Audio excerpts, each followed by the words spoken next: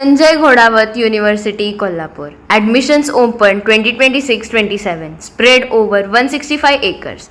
Placement assistance to students.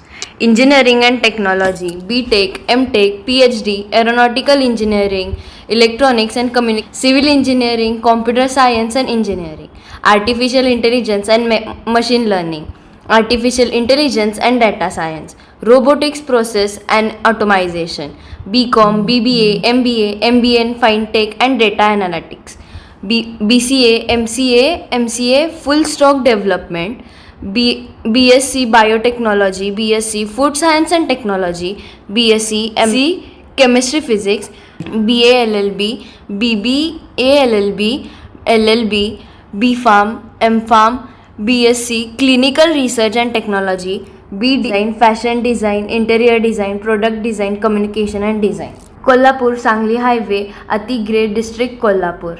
Phone number 9011039800, 9011022567. अवश्य भेट द्या संजय घोडावत युनिव्हर्सिटी कोल्हापूर. ताज्या बातम्यांसाठी पाहत रहा तीचा. राज्यात सध्या विधान परिषदेच्या स्थानिक स्वराज्य संस्थांच्या कोट्यातील निवडणुकीची चर्चा सुरू आहे.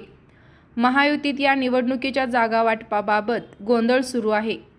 तीनही पक्षांच्या प्रमुख नेत्यांच्या अनेक बैठका झाल्या असल्या तरी अद्याप जागा वाटपाचा तिढा सुटलेला नाही.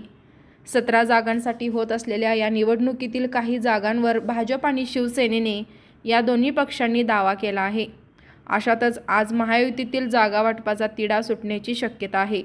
त्यानंतर भाजपचे प्रदेशाध्यक्ष रवींद्र चव्हाण इच्छुक उमेदवारांची यादी घेऊन दिल्लीला जाणार असल्याची माहिती समोर आली आहे. याबाबत सविस्तर माहिती जाणून घेऊयात. विधान परिषद निवडणुकीच्या जागा वाटपाचा महायुतीतील तिढा आज सुटणार आहे. मुख्यमंत्री देवेंद्र फडणवीस यांनी आज महायुतीची बैठक बोलावली आहे.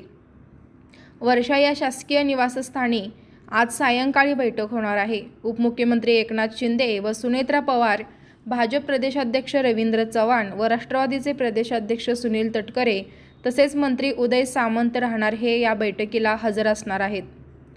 पुण्यावरून भाजप राष्ट्रवादी तर नाशिक व संभाजीनगरवरून शिवसेना भाजपमध्ये रस्सीखेच सुरू आहे. यावर आज शिक्कामोर्तब होण्याची शक्यता आहे.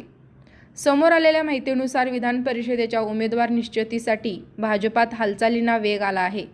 प्रदेशाध्यक्ष रवींद्र चव्हाण आज बैठकीनंतर दिल्लीला रवाना होणार आहेत. दिल्लीत दौऱ्यात चव्हाण भाजपचे राष्ट्रीय अध्यक्ष नितीन नबीन आणि केंद्रीय गृहमंत्री अमित शहांची भेट घेतली असल्याची माहिती समोर आली आहे. विधान परिषदेचा फॉर्म्युला, भाजपच्या उमेदवारांची नावे व इतर बाबींची तपशिलावर माहिती ते पक्ष नेतृत्वाला देणार आहेत. त्यानंतर पुढील 2 ते 3 दिवसात भाजप उमेदवाराच्या नावावर शिक्कामोर्तब होण्याची शक्यता आहे.